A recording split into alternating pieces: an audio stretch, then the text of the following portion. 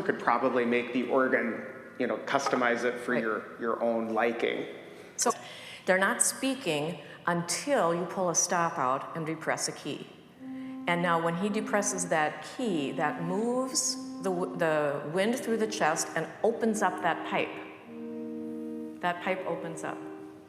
That's for one note, okay? So imagine how many times that has to happen in order to create note after note after note, many, many notes. It's all in action. That's pretty incredible. Like I said at the beginning, when you have a mechanical action organ, you depress a key and you're mechanically making that lever happen, pulling that stop, making that sound go through the pipe. But it's really wind through pipes. And they're all, and as you see these are the principles, the diapasons in the front here, and then if you look in the side of the organ, you'll see, a little dust. But you will see some other kinds of pipes. You'll see some wooden pipes as well. Those are flutes. You'll see some conical or, reeds. Cones for the reeds, and all kinds of different pipes in there to make the different sounds. But yes, that's basically all that's happening. The wind is going through the wind chest and then up through the pipe to create that sound. And it takes a much different amount of wind. For example, some of these pipes, these are like the size of a soda straw. They could be this small. They're super tiny. And then when you get down to, stops. This here, the 16-foot principal, is taking obviously much more wind than a 2-foot flute. Does that help? Yeah, it's a lot, isn't it? And back before they had the electric blowers like they have now, they had people actually creating the bellows. Strong people. Yeah, that's a good analogy. People had to do it. People had to do it, yes. So what kind of maintenance is required out of these pipes? We were talking about how do you clean those pipes, but you don't hear about organ cleaning very often. Maintenance, we tune about twice a year. We have a gentleman come from Obermeyer, Oregon, who used to tune the Van Dalen organ, and he comes and tunes this one as well. Takes them a good part of a day, and he has an assistant that sits at the console, and he's actually up. You'll see when you open up the organ or go near the organ, there are ladders. And he actually goes into the organ and can create a tuning of each pipe, depending on what kind of pipe it is, to if something's out of tune. It's usually not the reeds, but the flutes that are out of tune. But you'll hear the reeds sound out of tune, but flutes go out of tune quicker. And of course, depending on humidity, not so much humidity for an organ, but temperature control. And we're pretty good here of keeping the temperature all year round pretty close, but then you do get some humidity changes.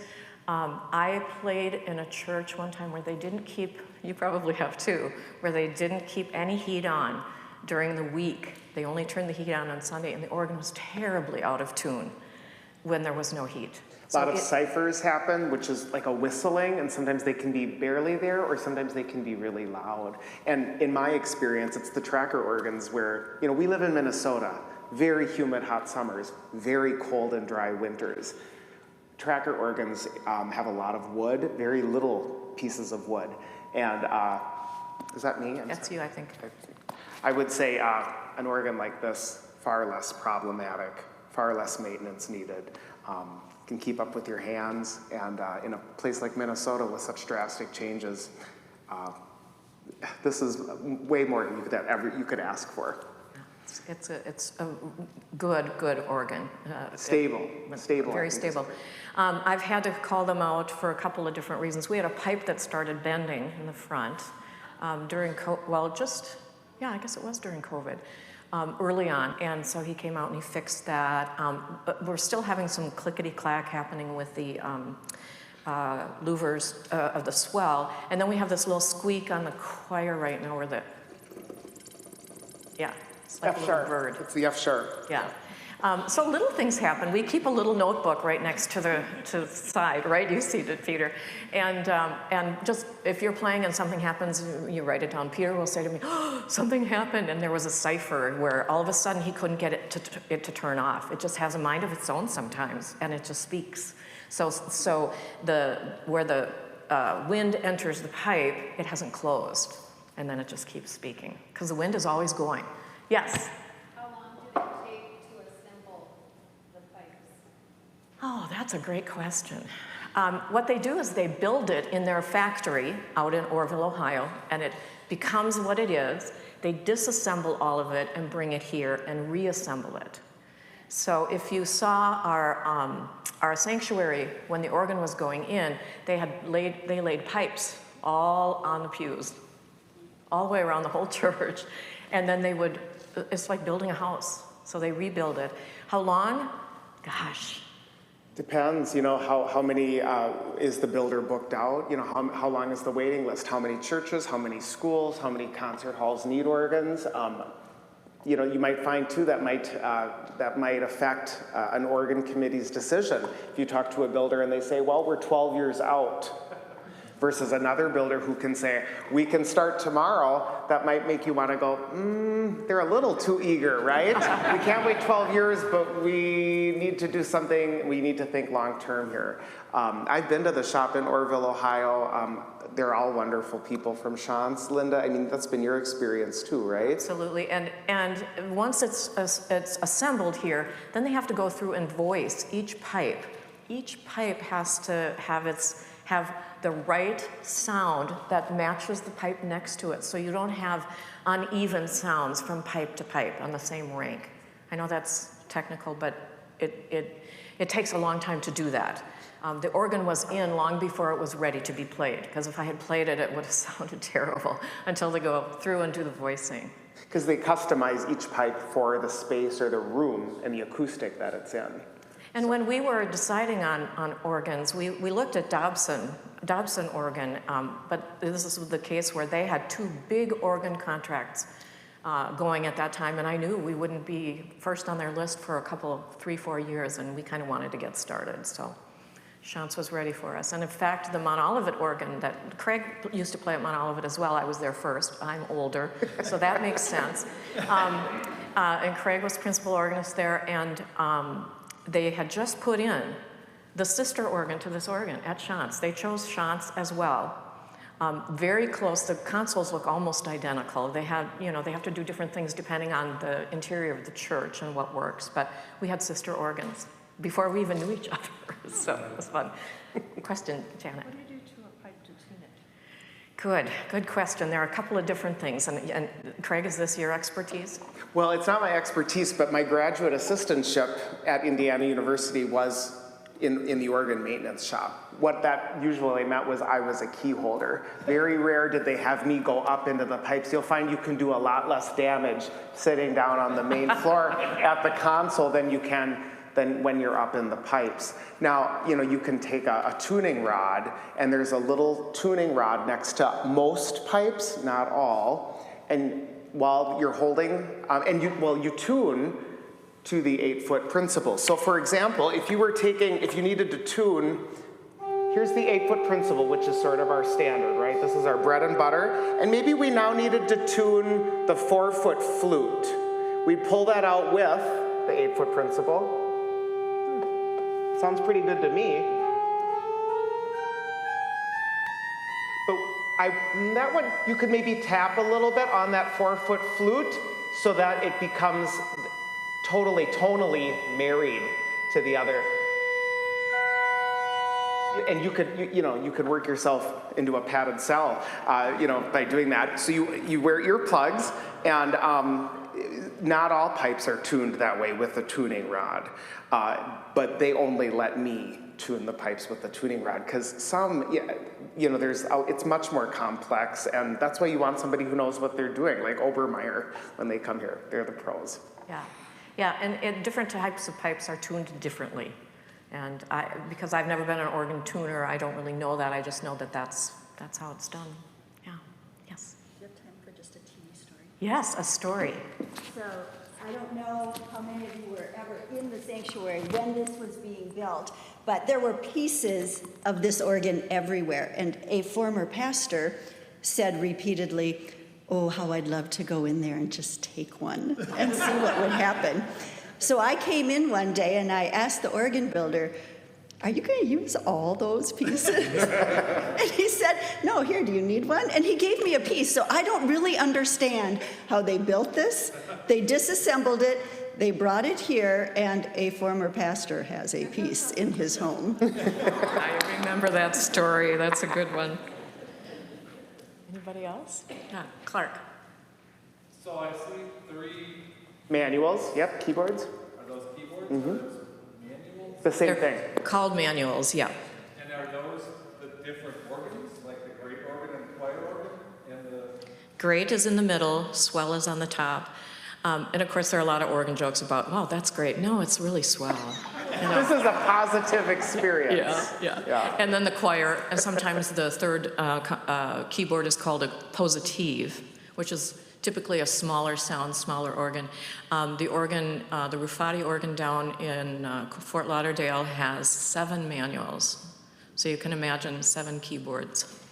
You got to have really long arms, which is not me. I don't know about you, Linda. So three keyboards is the perfect size. Good question. You can also, on this particular organ, and this Chant's organ, if you go to France, it's not like the piano. You know, pianos are universally, you know, you can kind of maneuver between one to the other. No organ is like that, not even in America. So you can go to France and you can be sitting in Paris where you will only have, on top you have the swell, then you have the positif, then the bottom keyboard is the great or the most grand. That's in France. Then you cross the border, you go over to Germany. Well, the bottom keyboard is the Ruch positif, which is behind you in those cathedrals. And then the great is the second manual up. So depending on the literature that you're playing, you can customize this organ to make it French, you can make it Baroque, you can, anything you want. So if I'm coming in and I'm playing Vidor or Vierne, I can make the great go on the bottom. And that's because of all of these wonderful buttons up here, kind of generically known as couplers. But through these couplers, you can really make the organ. Am I playing in Notre Dame? Am I playing in, you know, Garmisch-Partenkirchen, Germany? Wherever you want to be, you can set the organ. And it really does make a difference because maybe your muscles have learned the piece to go in that order if you're doing keyboard or manual changes. So again, you can set this keyboard up to have any manual sounding with whatever division you want. Did that make any sense at all? Yep, perfect. Okay. David. Just one more, speaking of Baroque, you have 2 or 3 really nice chiffon flute stops here. Could you just demo, you know, the 8-foot or 4, just to show us they really have a real nice chiff to it? Sure. Do you have one that No, you go ahead. Maybe it's the Gedach or Gedach. The Gedect and the swell? Or maybe it's... It's a really good chiff. No? How about... How about this? The choir. Maybe it's a principle. I'll bet it's a principle. We'll find it yet. You use it.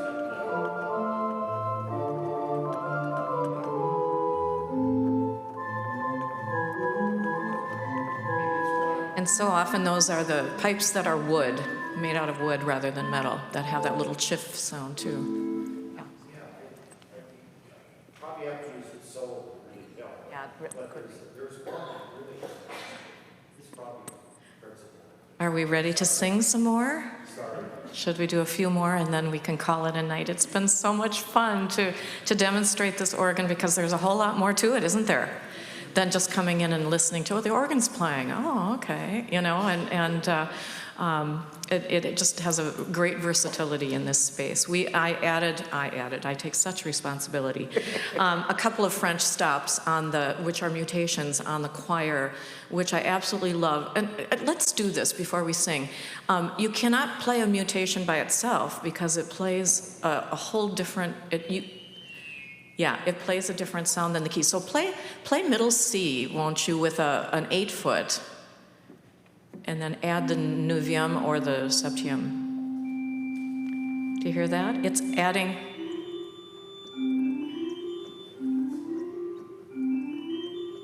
It sounds okay when it's coupled together, but it's not playing a third or a fifth above, which would be in the chord. It's playing a 7th or a 9th above, the interval above the root. It just creates a beautiful Beautiful sound. So those were mine. Should we sing? Kraig, Okay. who has a favorite? I didn't tell you could pick, but go ahead and pick. See if you have a favorite. Say it again. Lift high the cross. Do we have a number? 377 in the green book, but the green book's not here anymore. I have all those memorized. The red book I'm still working on. 660. There you go, 660.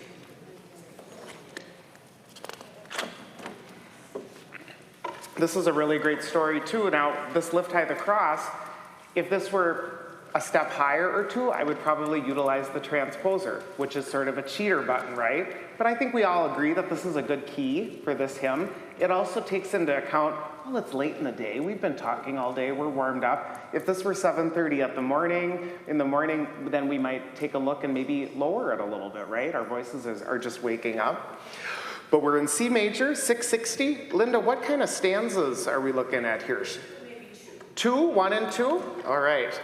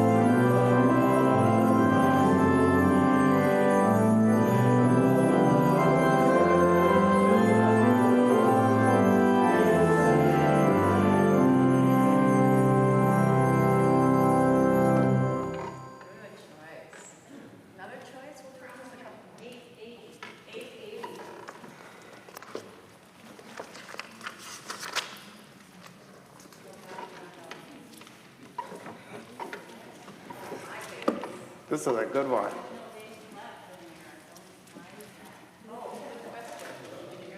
No. Those darn Lutherans. You know, a lot of the hymns in the Red Book don't have a harmonization, do they? And this particular hymn was not really written to be sung in harmony. The organ arrangement has everything else to it, so you won't hear just the single line.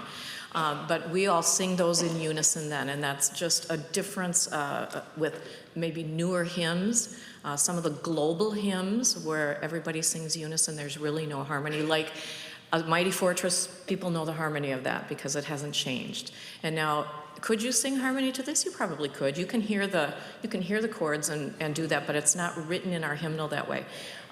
There are a lot of angry people about that, but just know it isn't every hymn. Your standard hymns are all going to be in 4 parts, so you can still harmonize, but this will be unison.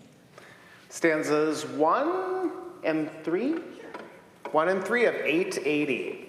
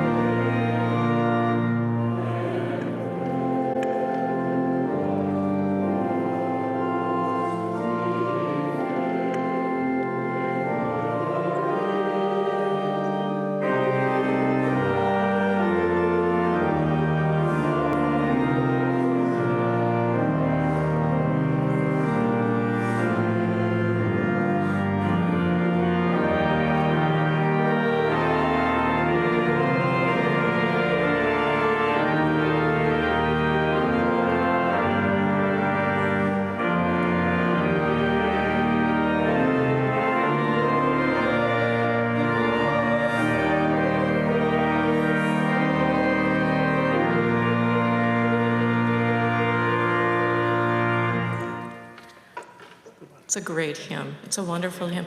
I'd like to do, I think, just one more. We're getting on toward 8:30, and I still want to let you have some time to look and to ask individual questions if you'd like. I think Grace gets her choice. 855, Kraig. 855. Sing it out. Okay. All right. Crown hymn. Stanzas 1 and 5, Linda? 1 and 5. Let's stand. Here we are for the Reformation, right?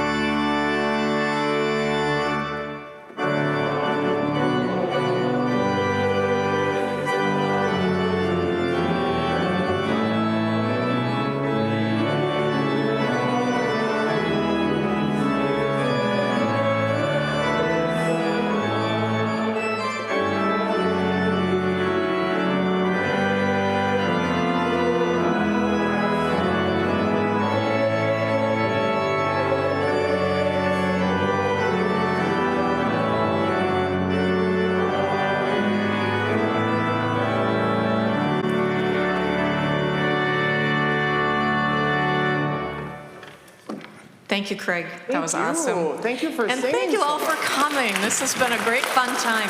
Ask questions if you'd like. Ask some questions. Come up and see the insides of the organ. And if there's anything I can help you understand, I'd be happy to help as much as I can. Thanks.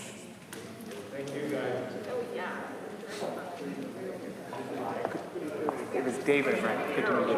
Yeah. Hope to see you again. Wonderful.